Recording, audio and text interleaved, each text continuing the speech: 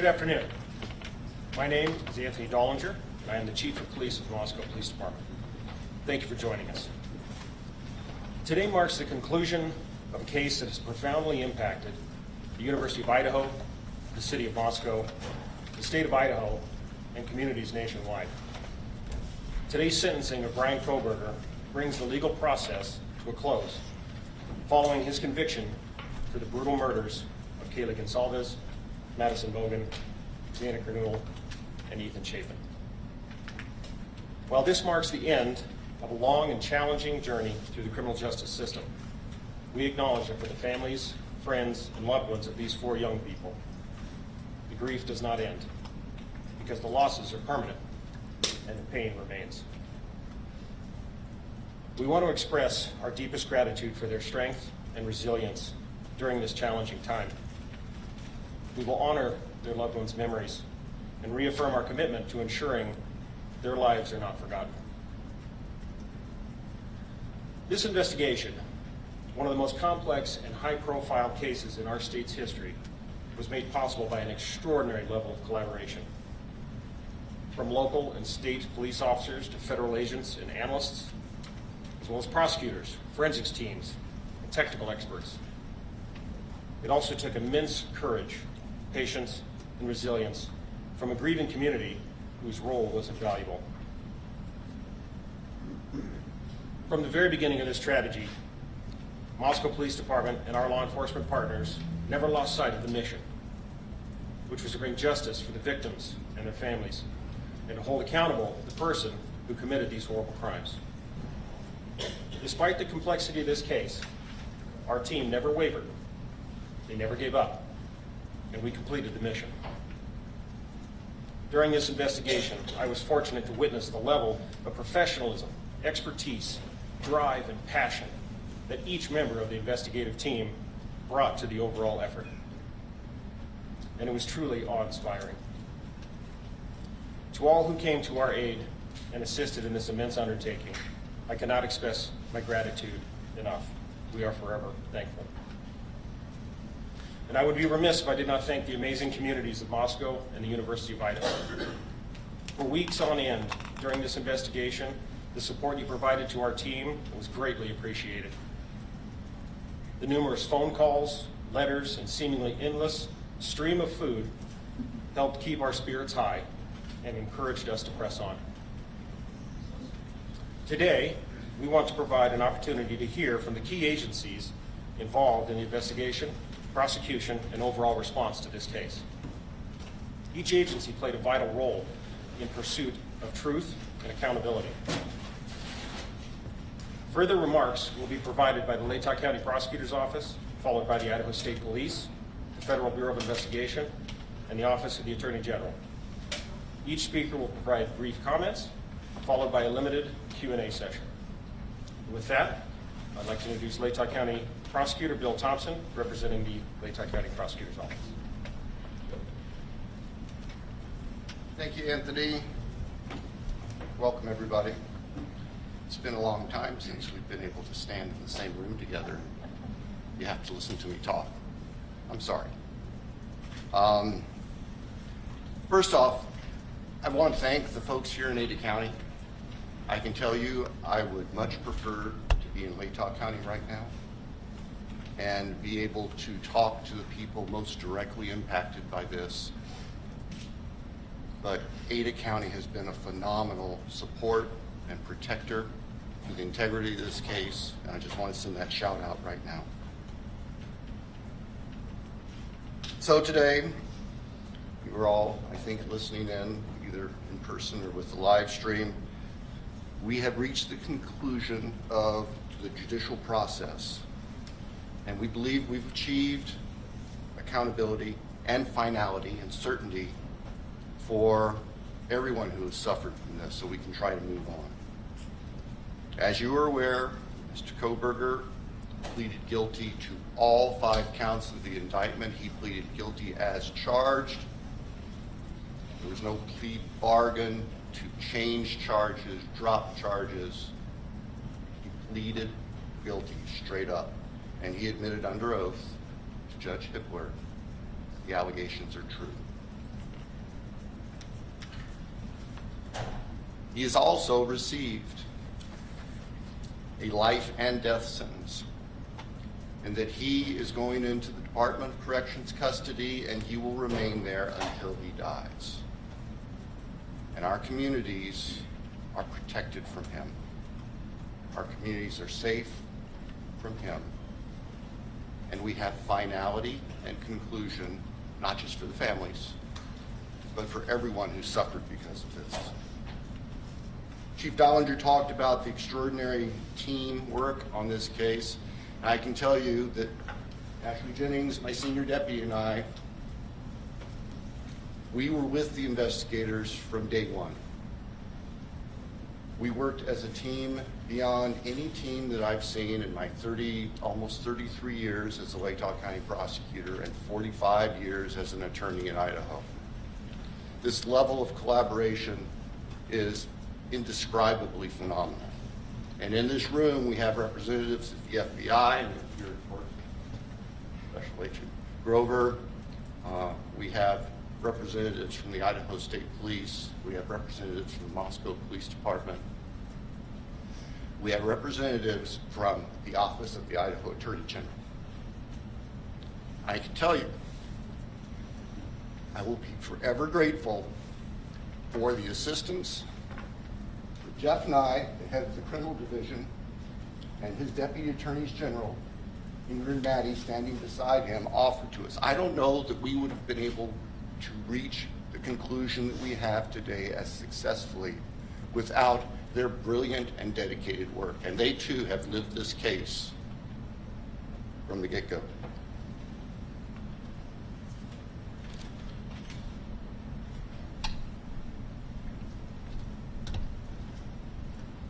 Our hearts and prayers go out to the families, not just the immediate biological or legal families, but the university family, the 1122 King Street family. You all saw the group picture, and you've seen that group picture so many times over the past 2.5 years. And now you have real faces to go with those young, vibrant people who, 4 of whom were killed 12 hours, half day after that picture was taken. We respect the families. We realize that we had tough decisions to make, and we made them, but we did not make them in a vacuum. As I said in court today, we reached out to the families. We asked their thoughts. We listened to what they had to say. We accept and recognize that not everybody agrees with the decision we made, but this isn't a popularity contest. And we made what we thought was the most appropriate decision under the law and on the facts to give this case closure in a sense that would never be realized otherwise. Judge Hipler talked today about, I guess, the fallacy of expecting that there would be some miraculous coming clean and disclosure from the defendant. In the first instance, as the judge said, he doesn't have the power to compel that. We, the state, don't have the power to compel that. And as a practical matter, it would not be helpful. It would give him a forum to share whatever he thought, to control the dialogue. Not going to happen to our victims. We can't allow that to happen.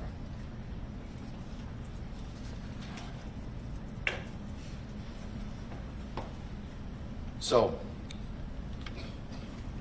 I'll say this with caution. I look forward to your questions.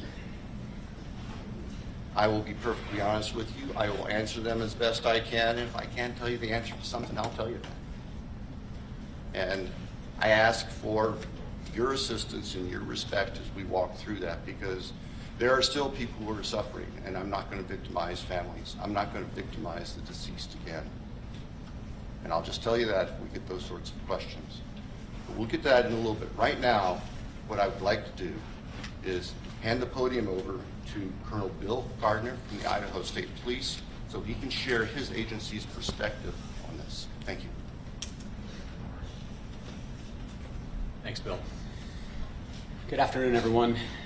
I'm Colonel Bill Gardner, Director of the Idaho State Police. To the families, your courage and strength throughout this painful process, it indeed kept us moving forward. Your strength, and particularly your love for one another, was inspiring and it motivated all of us. You've carried a burden no one should ever have to bear. This investigation demanded the very best from everyone involved. Crime scene teams, forensic scientists, intelligence analysts, and investigators answered the call with professionalism, precision, and resolve. They did not do it for recognition. They did it because 4 innocent lives were taken, and the victims and their families deserve nothing less. It is clear this case required a team approach. Not only did the Moscow Police Department, the Latah County Sheriff's Office, the Idaho State Police, and the FBI come together quickly, but others provided significant assistance behind the scenes. I'd like to highlight a few of those. I personally want to thank Colonel Paris of the Pennsylvania State Police. Once this case moved across the country, the Pennsylvania State Police went out of their way to provide resources and support while our people were on the ground there. Also, it's important to note that from the moment this case began, Governor Little was fully supportive of the investigative process. He provided funding and support to make sure the job was done right. And finally, as was already mentioned, the Idaho Attorney General's office provided significant input and help during the preliminary motions. We relied heavily upon their expertise as we moved throughout this whole process. As law enforcement officers, we often say that this is more than a job, it's a calling. This case reminds us why we answer that call, why we stand for victims, why we fight. In this case, why we fight pure evil, and why we keep going. Even when the road is long and answers are hard to find. In this horrific case, I am proud of the work that was done and the people who carried it out. They exemplified the very best of our profession and helped bring closure to 4 families. I'll now turn the podium over to Salt Lake City FBI Field Office Supervisory Senior Resident Agent, Brett Grover.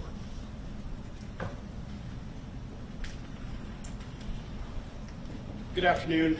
My name is Brett Grover. I'm the Supervisory Senior Resident Agent in our Coeur d'Alene office of the FBI, which is part of our FBI Salt Lake City Division. On behalf of the FBI, we offer our deepest condolences to the families of Madison Mogan, Kaylee Gonzalez, Xander Canoodle, and Ethan Chapin. The culmination of this case was a long time coming, and we hope the victims' families and friends have some sense of peace in knowing that Bryan Kohberger is being held responsible and accountable for his heinous actions. The FBI is proud to have supported the Moscow Police Department in the state of Idaho with the investigation and prosecution of this case. Countless hours have gone into this investigation. The FBI dedicated significant resources to include digital and forensic analysis, intelligence support from our folks at FBI headquarters and field offices around the country, and victim services which continue to this day. Today's sentencing also demonstrates how the responsible use of investigative genetic genealogy, or IgG, can transform a crime scene into accountability and closure. The IgG process involves the use of DNA analysis combined with traditional genealogy research to generate investigative leads for unsolved violent crimes. In late 2022, IgG provided a crucial investigative direction for investigators working this case. But I want to be clear, IgG was just one tool that led us here today. It's a powerful complement to the core investigative work done by both the FBI and our partner agencies. The bottom line is that successful cases like this are about strong partnerships and a shared goal, the goal of keeping our communities safe and providing a measure of justice for the families of our victims. Thank you. I'll now turn the time over to the Attorney General for the state of Idaho.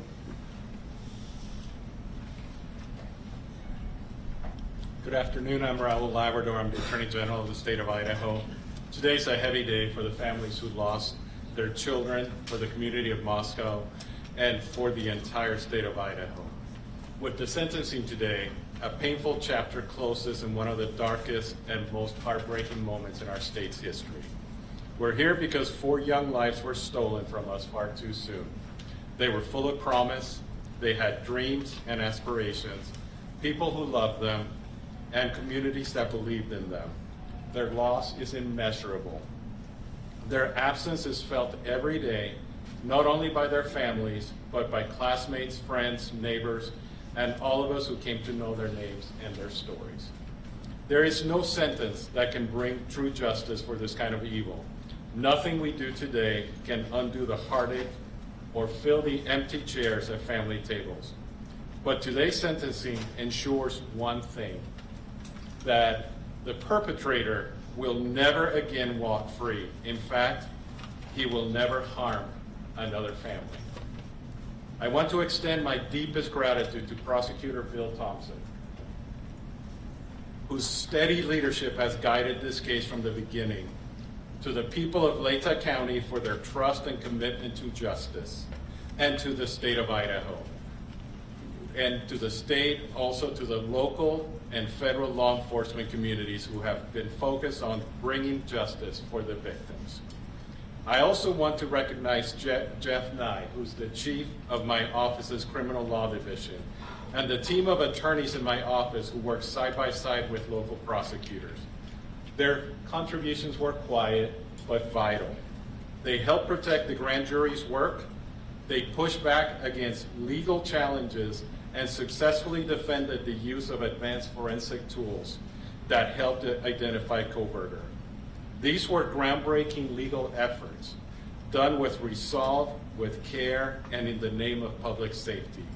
Their outstanding legal work spared the families and the public from a drawn-out, painful trial that would have reopened wounds and prolonged the family's agony. When I became the Attorney General 2.5 years ago, I interviewed Jeff Nye. He was not the chief of the criminal division at the time. And I asked him if there was anything he would change in the Office of Attorney General. If you get to know Jeff, he had a long list. It was a very long list of things that he would change in the criminal division. But the first thing he talked about was the fact that our office was not helping local prosecutors with their prosecution. It was a take it or leave it kind of approach, that we either took the case and handled all the matter, or we did nothing at all. And he said that there were important cases where we could actually assist in the Office of Attorney General. It's one of the reasons I hired him to be my chief of the criminal division, and I think today culminates the wise decision that he had to make those changes and the important change that we made in the office. This moment didn't come easily. It was the result of tireless effort, careful preparation, and unwavering pursuit of the truth. Behind the scenes, our legal teams worked diligently to defend dozens of legal challenges. Their efforts not only helped ensure a just outcome, they also spared the families and the community from the painful trial and endless appeals that would have reopened deep wounds. To the families of Madison, Kaylee, Xana, and Ethan, no words from any of us, no legal ruling, and no sentence from a judge can heal what you've endured. But I want you to know this. My sincere wish is that you have not carried this burden alone. Idaho grieves with you, Idaho stands with you, and your children's names will not be forgotten. We honor them, not only with our words today, but with our commitment to protecting others in their memory. I will never stop fighting for the people of Idaho, and I thank every single member of this community who has just reached out to the families and supported them. And may God bless the souls of the victims and the families who have suffered. Thank you. Now we will transition into our question and answer phase. Joining me at the podium will be Bill Thompson from the prosecutor's office and the two lead investigators, Brett Payne and Darren Gilbertson. Just a couple of things before we begin.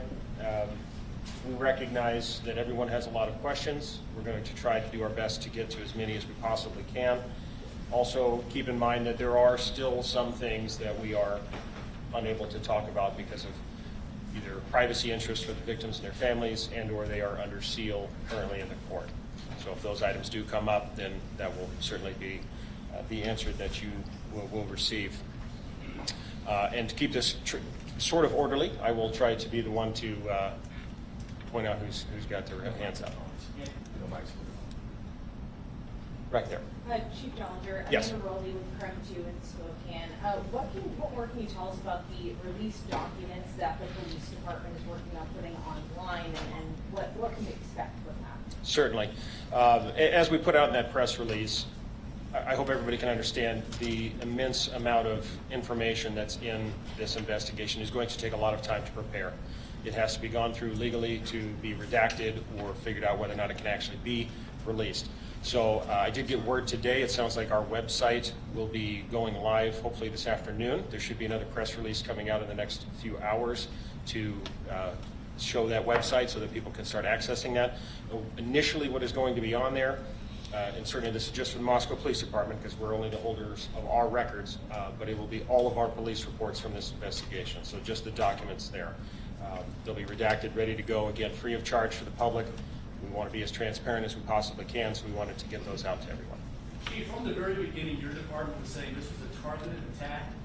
Can you now say who was the target and what's your evidence to show that? I'll turn that question over to the investigators to answer that one.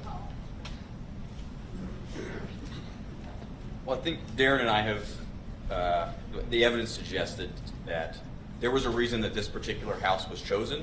What that reason is, we don't know. We don't know who the target was, and we're not going to speculate on that up here today. But we can tell you that for whatever reason, Mr. Kohberger chose that residence. Perhaps it's the location, layout, we don't know. But that's, to the best of my knowledge, that's what that statement likely led to. During Haley Gunther, KHQ, there was a social media account that surfaced that has long had speculation that it was Bryan Kohberger.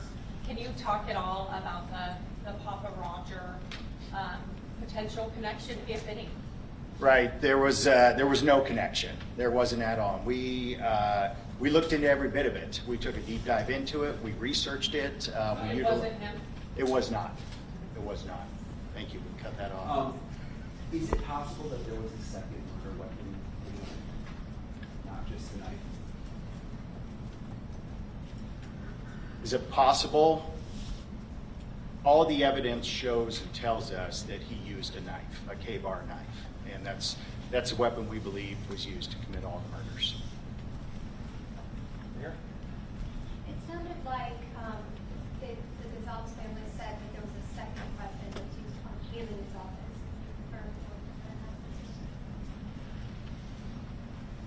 Out of respect for the families, that's something that you'll have to get from them. If they wish to share that with you, it'd probably be through them, not through us. And one more question. You said that it seemed like he chose that house. There's no clues as to why he chose that house?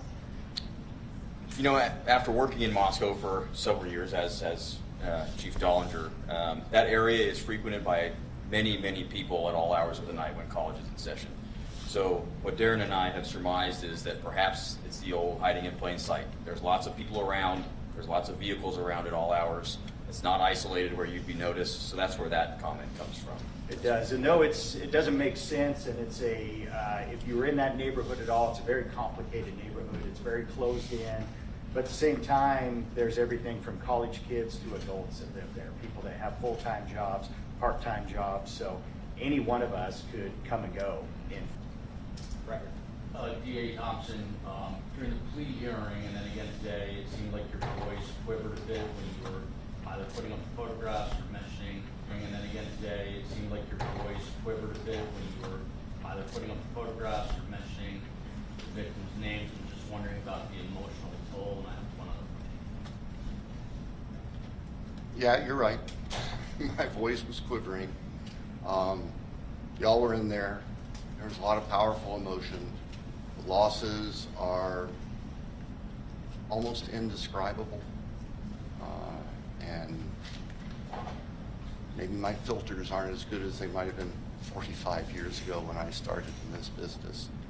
But I think you also saw that even Judge Hippler was affected and impacted by this. There is no easy way to remain stiff-lipped and dry-eyed through this kind of tragedy.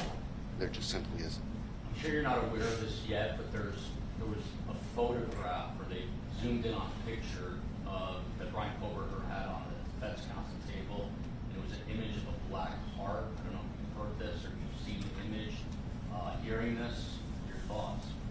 First I've heard of it. There is something I need to say though real quick. This is the product of, I'm sure I'm getting old in my failed memory, but there's one other person I need to recognize, and this is very important to us because this was a key person that was going to take us through trial, and that's Josh Hurward, the former United States Attorney for the District of Idaho who left office and voluntarily joined our office as a special deputy to help us. My apologies for the oversight as I wasn't reading my notes correctly, but thank you for that little interlude. Chief? I guess my question is for Mr. Thompson, since you're still up there, incidentally, he was on crime.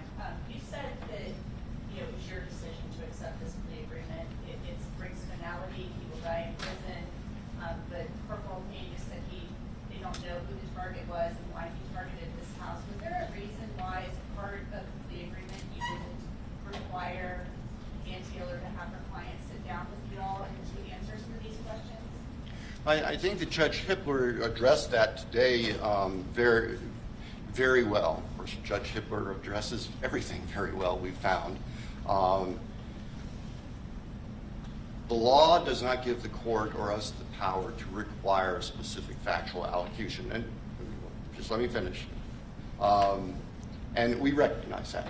We recognize that we could have said, well, in order for us to move forward, we want a factual allocution. But I have to be perfectly candid. I don't believe that there's anything that would come out of his mouth that would be the truth. I don't believe that there's anything that would come out of his mouth that would be anything other than self-serving. And I don't believe there's anything that would come out of his mouth that would not further victimize the families. And so that just simply wasn't a factor. We made our decision based on our assessment of the law and the facts.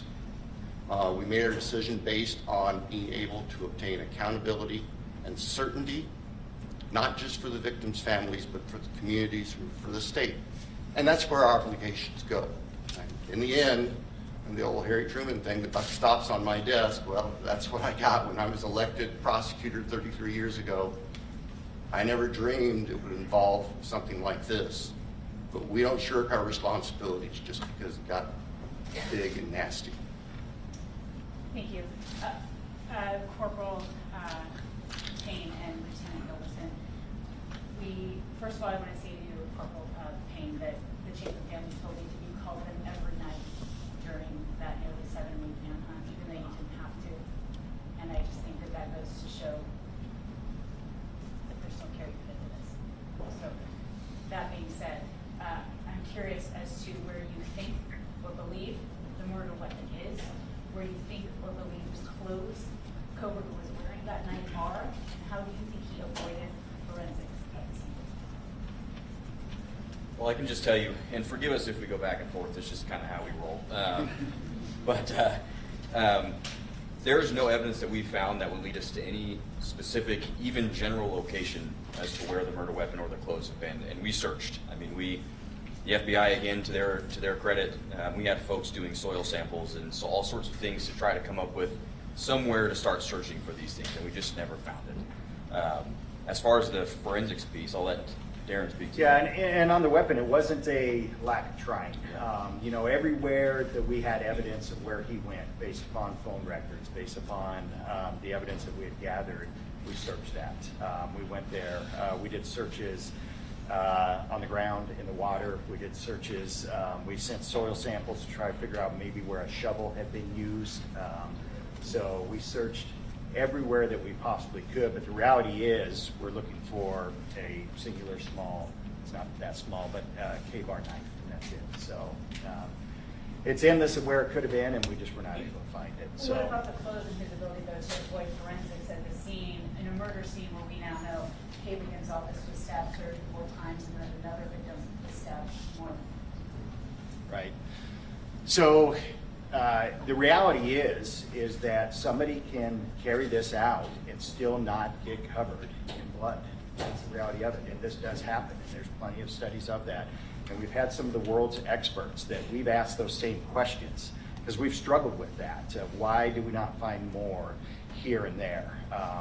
And the reality was, if somebody has the training, if somebody has thought about it, if somebody wears the right type of clothing, that could be the outcome, and that's what we were left with. Here. Chief Casares with CNN, to Mr. Thompson, did you do psychological testing on Bryan Kohberger? Did that weigh into your decision to have a plea deal? And stabbings, multiple stabbings are very personal. How did you assess that mode of murder? I can tell you that psychological testing was done with Mr. Kohberger. The results of that do not rise to a defense to his conduct under Idaho law. The results of the various testing, most of it done by the defense or on behalf of the defense, is also sealed by court order. So I can't speak to any specifics, but I can tell you, yes, psychological testing was done. I can also tell you that no, psychological testing or any potential psychological condition of Mr. Kohberger, that did not play a role in our decision. Bill, does it have any bearing on where he will be placed or housed? Where Mr. Kohberger, where the defendant is going to be housed is going to be up to the Idaho Department of Correction. And that could very well change over time. And the reality is we will know about it after it happens. Over here. Did you monitor Mr. Kohberger's communications while he was incarcerated? And did he say anything that was helpful or gave you any insight as to why he did this? Yeah, we did monitor it, both while he was housed in Latah County and then once he was moved down to Ada County. We have hundreds, thousands of hours of monitoring that was done, but there was nothing of evidentiary value that was gained from any of it. Will you be releasing those conversations? It's my understanding that the jail will not be releasing things that involve personal conversations with third parties. That ultimately would be a decision because the recordings are in possession of the two correctional facilities or detention facilities. But I'm pretty certain the Latah County Sheriff's Office policy does not allow for that, and I would guess Ada County is similar. You can ask them. Back here. Thank you. Greg Fisher with CBS News 48 Hours. Was there any evidence that Kohberger was following the social media of any of the victims? So, trust us, we wanted that to be the case. We've looked for a link and we have not found one. Not one. Yeah, through the entire investigation, I think that's something that we need, that you want, is to help to understand this and say, well, what's the connection? What was the link? And so we had every resource possible, and we worked that tirelessly, both from everything from his side, but all the victims and all the members of the House from their side. So we have never, to this date, found a single connection between him and any of the 4 victims or the 2 surviving roommates. Michael Ruiz from Fox News Digital. My question's for the investigators. You guys are going through this case. You've got a lot of evidence about his background, his education, his training. You said earlier you couldn't identify a reason the house was targeted. Do you have a motive for this?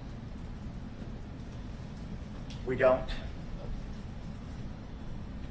Lauren Patterson, Northwest Public Broadcasting. This question is for Anthony Dollinger, actually. I remember when Anthony was beat cop, assigned to talk to us at the very beginning when all of this happened, and now you're running the show. So I wanted to ask, as a community member, has this case shaped and changed how you're policing Moscow?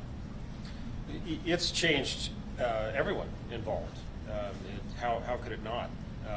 It was a devastating tragedy to our community, and our police department is part of that community, and it was very difficult for us as well. So, this is just one of those things that will not define us, but it is certainly a part of our history that we will never forget. Yes. Rebecca Boone, Associated Press. The perhaps unprecedented level of interest in support case like this in Idaho was matched by an extremely high level of secrecy within the case. The Gonzalez family has said that they're desperate for answers about what happened to their daughter. Do you anticipate most of the court documents being sealed, or are there things that you will specifically request remain sealed? As far as the court documents, Judge Shipler told us that he is going to work with the attorneys to go through every sealed document. Many, probably most of the documents were sealed for the purpose of protecting against tainting a jury pool.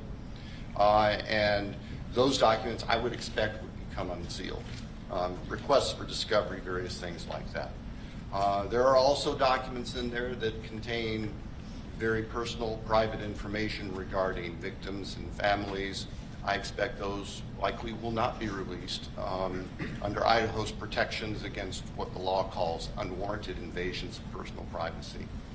I realize that can be frustrating for folks who want to be able to explore this thoroughly, but we have to balance, and the law balances, the privacy of the people who have suffered, including the victims who are dead, with giving the public as much information as we responsibly can. Alex Duggan, the spokesman review. I'm just wondering, did a lack of knowing the reason or the motive concern you when prepping for trial? Because juries tend to want to explore the motive or reason for a crime.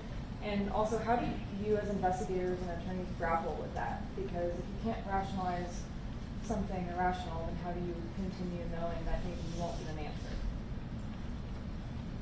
Well, I'll tell you from an investigator standpoint, we already know and realize we often don't get to know that. We want it. We all do. We naturally want that. But the reality is it's not something that we have to have or that we get. And the reality also is that oftentimes those very things that you're asking about, they're only known to one person. It's the person that commits those crimes. And I think that's probably what we have here. And I would add that going through this whole investigation, I'd probably say it's easier than it was for Bill's offices. We were focused on a task. We had a task to do, and it was discovering evidence and interviewing folks and that sort of thing. So the motive necessarily doesn't play a part in that, right? Obviously it can, but we were just focused on getting the job done in the correct way as best we could.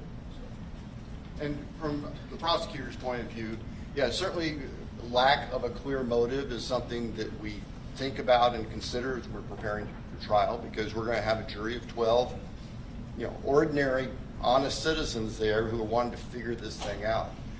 But we also, and I've also found that juries tend to follow the law. And even jurors who come in with strong feelings, they tend to follow the law that the judge gives. And there is no element of motive in Idaho law for murder. And so we set that aside as something that we were going to dwell on. Whether there was clear proof of a specific motive, because we knew it wasn't legally required, and practically speaking, we knew it wasn't something that we possessed, that we could give to the jury without speculating. And I'm sure as heck not going to stand in front of a bunch of 12 jurors and start speculating. We're going to give them the evidence. And the evidence in this case, what you heard at the time of his guilty plea back on the 2nd, that evidence was compelling, and it showed his guilt without having to worry about motive in a human sense. Thank you for the question. Did he say anything when he was arrested?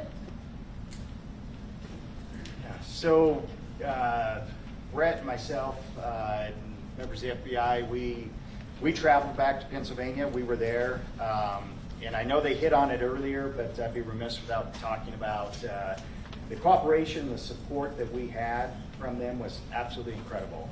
From the time that we got on the ground with the Pennsylvania State Police and with the FBI back there, it was unbelievable. Anything that we needed, they were there to facilitate it. So we helped to shape what that looked like, what the arrest looked like, what took place once they hit the house on the search warrant and he was taken into custody. Brett and I were at another location, a barracks of the Pennsylvania State Police. And then he was brought to us, and we conducted an interview with him that night there in Pennsylvania. Can you talk about what he said? So we went into this interview. We used a lot of influence and guidance from the FBI and their behavioral analysis unit to help us a ton in framing our interview strategy, rather. When we spoke to Mr. Kohberger, we kept it pretty surface level to begin with, the idea being get him to speak and keep him speaking. It was pretty surface level, and then when we tried to get into things a bit more detailed, he decided to end the interview. So that's pretty as soon as we tried to walk into the purpose of why we're there, which obviously he knows we're detectives from Idaho, so that's when we really started to shut down, and they just shut it down. So what was his demeanor? Calm, relaxed. Say very similar to what you see and whenever you see him in court. Next question. Yeah, Mike Baker from the New York Times. I'm wondering if you can talk about Mr. Kohberger's family, whether you got much cooperation, tips, input from them along the way. The only thing I'm really able to talk about is that we didn't get any tips or any evidentiary items from the family. So, and yeah. Just wondering if you ever had any idea of what made Mr. Kohberger take the plea deal in the end? No. Can I ask a follow-up? I know the report. That was a short answer. You probably have time for a short follow-up. Can I also ask a follow-up to the investigators? I know there were some reports that there was Kohberger was hiding some food container out of the house. Did you ever determine what that was? No, and the belief was in the one of the roommates in her statement, and that's out there, was that she observed something in his hand when she saw him, but we don't know what it was. You had an expert who was going to testify about cleaning something off of his work computer, some software experts. Was there any evidence that he had tried to wipe anything from his phone, software-wise? The Barnes articulated his name. Yeah, and so this kind of goes into the connection to the victims as well. That's a similar question. We had the world's foremost experts on this look into it, and there was evidence that he had used software to wipe many of his devices relatively effectively, so there wasn't much evidence obtained after that. Including, I think he had two cell phones, or was it just one cell phone? I think he had one active phone, but I don't remember, so don't quote me if he had more at his home. So it or was office. more than just the work computer that he had wiped? with the Yeah, he software? regularly used software to try to wipe, clear things off. He used VPN on his devices also. Kevin Fixler with the Idaho Statesman. I'm hoping you can walk us through the decision to hand off the DNA process on the knife sheet over to Offram Labs, who's contracted by ISP, and then ultimately the FBI takes over that IgG process. And then Prosecutor Thompson, I'm curious if you had concerns about constitutional rights issues based on how the FBI conducted themselves in that portion. I'll start, and I'll just speak briefly to, when we were notified that we had a DNA from the knife sheath, and it was a single source male DNA, touch DNA, then we knew that we had capabilities to take that further. So you're correct, the Idaho State Police has a contract with Offram Laboratories in Texas. So we flew that over there, and they started the process of working that in what was the beginning of the IgG process. And at some point during it, we were working with the FBI, which we did closely throughout the entire case and every aspect of it.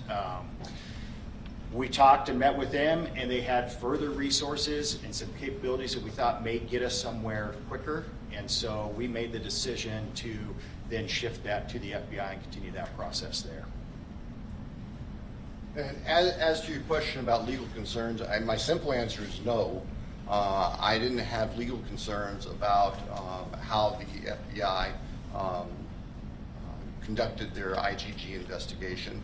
I know that was the subject of lengthy, detailed, painfully detailed motions and briefing, and Mr. Nye rose to the occasion and was able to address all of that. But in the end, it's simply no different than sending somebody undercover into any place to gather information. And I was not concerned about the legality of it. And the judge came through and made the right decision that there was no violation of the defendant's rights or anybody else's rights. Had he not left the knife sheath behind, would you have been able to track him down? We've talked about this ad nauseum. And the answer is yes. Through the car, most likely. We had some amazing people going truly line by line over tens of thousands of white Hyundai Elantras. So we believe we would have got to it through that avenue. The time frame for that is uncertain. It could have been a week later, it could have been 2 months later, we just don't know. We would have found it. We would have. There's a lot of questions in regards to that initial window.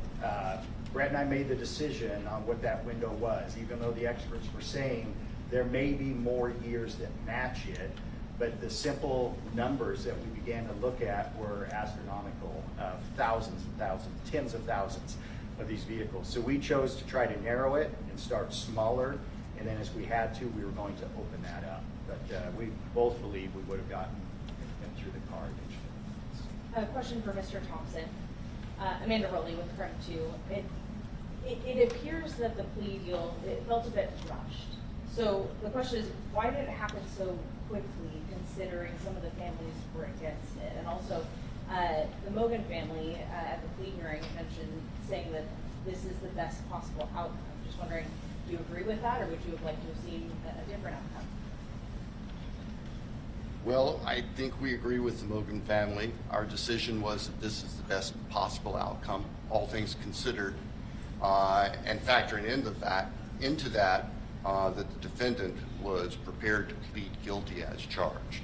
Now, if that hadn't been a factor, we'd be picking a jury for trial starting right now, or starting this week. What was the first part? Why was this such a quick, it felt rushed, so why did this happen so quickly even though the family? Now, I hear you. The process moved quickly. There was no doubt about it. And like I outlined for the court earlier today, things changed dynamically the week following the June 18th hearings on the defense motion for a continuance and the alternate perpetrator motion, where Judge Hippler made it very clear that the defense was not going to prevail on either of those. And so the reality of trial was there, and there was nothing else in its way.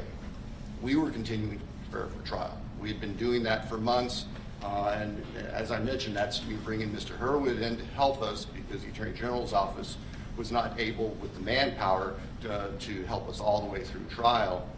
We were ready to go. When we were approached by the defense about the possibility of a plea, our first question was, is your client prepared to plead guilty? And it took them a little while to give us that answer. In the meantime, we reached out to the families, and we talked to the families, and we solicited their input, and we considered that in making our decision. The fact of the matter is, and I think Judge Hippler commented on this back on July 2nd when we were in court, is that the logistics of the upcoming trial, with 10,000 prospective jurors being summoned in, the court staff making arrangements and preparing to process that part of the case, dictated that if the case was going to resolve, it needed to resolve quickly.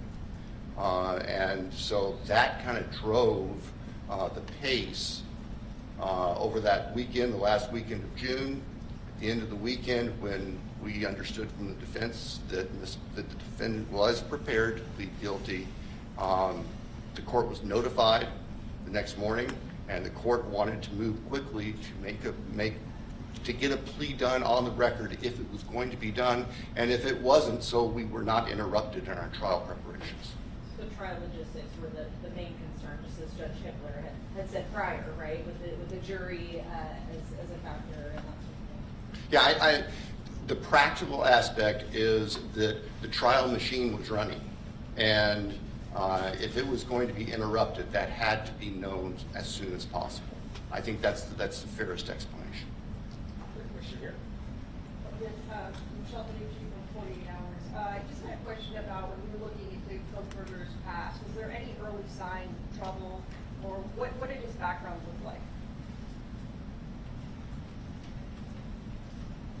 Well, we can't go into his younger years. I believe that's actually still under seal. Correct me if I'm wrong. But what I can tell you is the things we do know about him was that his education led him down a path that was very much focused on forensics, crime scenes, that sort of thing. So that was really what we focused on in his background, is what led him down this path.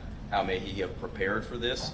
And I think that was a big component of that, was just his schooling and his choice of potential future profession. And just so there's no speculation here by what Detective Payne just said, documents under seal involving Mr. Kohberger's background, they may or may not be released down the road. I can tell you that there is no evidence of any criminal history of any significant nature. There was no evidence of a history of violence. There was no evidence of a history of a factual predisposition to do the crimes that he committed here. So if there are any concerns among your listeners or readers that somehow he was a serial killer in waiting with all of these prior actions, we are not aware of any behaviors like that that preceded what happened here in Idaho. Take this question here, and then we're going to have two more after that. Yeah, I know the article with CBS News is questions for Mr. Thompson. Mr. Thompson, you talked about any of the concerns before the plea deal was reached, including Gonzalez's. Have you spoken to the Gonzalez's afterward about their displeasure with this? And if so, what's that conversation? We have spoken with families afterwards, and I can tell you that families that did not agree with our decision have made that very clear to us.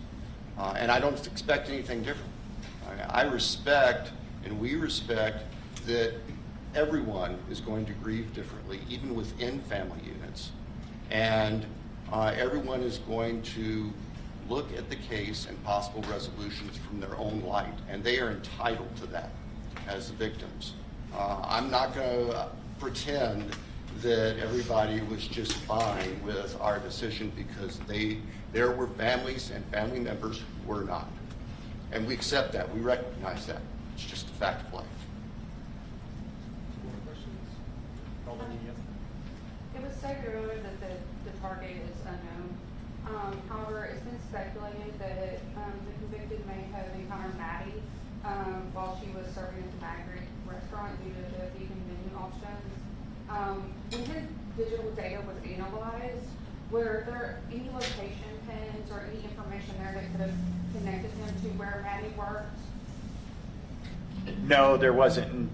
Like I said earlier, we wanted that. We looked for it in every possible way, digitally, financially, physical location, anything you could think of, anything that we thought, where is the connection, where's the overlap, and we searched tirelessly and never found it. So he never was at that restaurant? I can't say that he was never there at all, but we never found any evidence at all from interviewing everybody that we possibly could, talking to every person that would have that information to be able to show that he was there, or that there was a connection through the restaurant. Last question here. Okay, just two follow-ups to earlier questions, if that's okay, so to make sure we're understanding everything correctly. First of all, my question about the family. You said that you gave me evidence from the family. Was there any hindrance of the investigation from the family, and was there any specific evidence you were hoping to get? Are you talking about his family, Kohberger's? Yes. There was not any hindrance, anything, nothing that impacted us carrying out the investigation. Okay, thank you. And then the second follow-up, when you mentioned, like, obviously we follow this line of interest in his studies, did anything in your investigation indicate that that was chosen as part of a planning process as opposed to just an area of interest? There was nothing aside from, we have some of his coursework where he did, a crime scene recreation, that sort of thing, but it was all part of his studies. So I don't think that any of us attributed that to a planning process per se. Certainly it was a learning process, but whether or not it was a planning process ahead of what he did, we'll probably never know that. Yeah, and I would say we didn't find anything that would be any different than a student similar, a different student in the PhD program. Gotcha. So then I'm understanding that the planning process, that you're in the investigation for that payment as part of the plan, maybe that purchase of the paper knife on Amazon, you was in the first, I guess, step toward. Did he plan it? Did he buy it with the purpose of that? Is that what you're asking? Yeah. We don't have know. anything to show or prove that he did that. Well, thank you all. That concludes our Q&A section today. Hopefully we tried to get as many of you folks' questions answered as possible. I'm sure you're going to have further questions, and certainly the question was already brought up about public records requests. Just keep in mind that if you're looking for those in the future, you will need to go to each individual agency or entity that has the keepers of those records. So just to reiterate, the website that City of Moscow is going to be putting up, hopefully today, that will only be Moscow Police Department records, and those will be our police reports. So we understand that this case has captured the attention of literally the world, and today's news conference was not held to relive the tragedy, but to honor those lives that were lost, to acknowledge the conclusion of this legal process and to reinforce our wavering commitment to justice, a commitment we share with you. I want to take a moment to thank the members of the media here today. We understand that you do have a vital role in helping the public comprehend the intricacies of this case, and your continued professionalism in covering this emotionally charged and complex case is appreciated. No additional comments from law enforcement will be made today, and if you have further questions, please feel free to submit those through the agency's public information officers. Thank you very much. Thank you.